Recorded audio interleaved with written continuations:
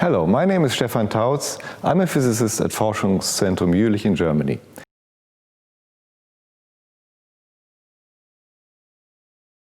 When the Berlin Wall came down, I was in Cambridge. I just started my master's degree, and it was wonderful to see how the international community at Cambridge was rejoicing with the Germans. To share this historical moment with international friends was a great experience.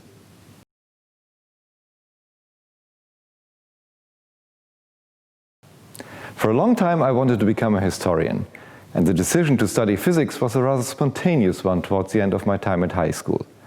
A decision which I never regretted, because everything is physics.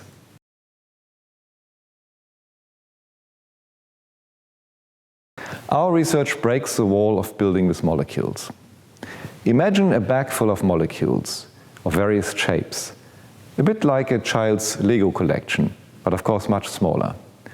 Wouldn't it be wonderful if we could arrange these molecules in any way we like, building gadgets and devices to our taste? This is the vision of our research. 30 years ago, scientists learned how to move atoms on a surface, using the tip of a scanning probe microscope as a pushing rod. But soon after, they found out that molecules are much more difficult to handle. They have awkward shapes, they succumb to unintuitive forces, and their behavior is difficult to predict, even with the best computers. For a long time, this seemed like an insurmountable wall. But by programming an artificial intelligence that learns all by itself how to build with molecules, we have finally broken this wall.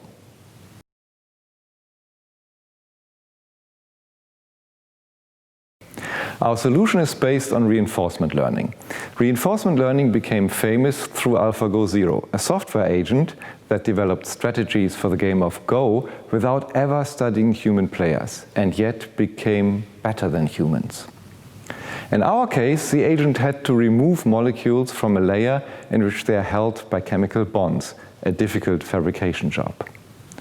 Initially, the agent was unable to learn its task. The problem, with every attempt, it becomes more likely that the bond to the tip breaks, because atoms in the tip might rearrange.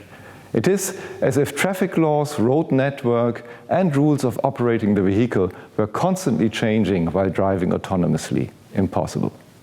So we had to speed up the agent to learn faster than the environment changes. We achieved this by making it learn a model of the environment as well, thereby training itself in the reality and in the model at the same time. In this way, the agent becomes truly adaptive and succeeds.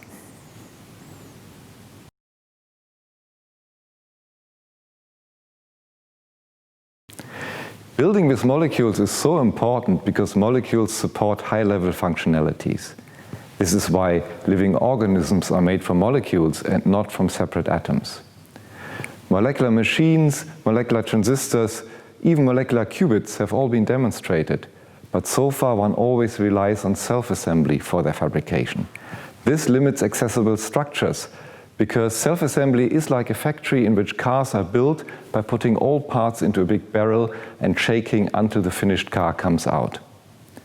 In contrast, we are striving to extend the manufacturing paradigm to the molecular world, like in this example, where we've erected a molecule on a pedestal of 2 atoms. This structure would have never formed by self-assembly, yet we were able to fabricate it. Incidentally, this little device is one of the most compact double-slit experiments ever made. It is our vision that one day we will invent molecular machines on the computer, fabricate prototypes in the lab with an autonomous robot like ours, and finally validate their functionalities in the lab with a toolbox of nanoscience.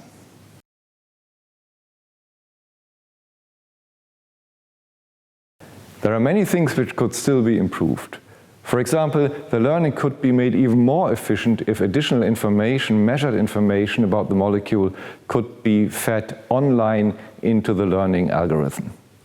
Also, it would be great if you could observe the molecule during the fabrication process. Of course, we cannot use the tip for imaging while we are using it as a robot arm. But currently, we are working on a state observer that runs a digital twin in real time during the fabrication process.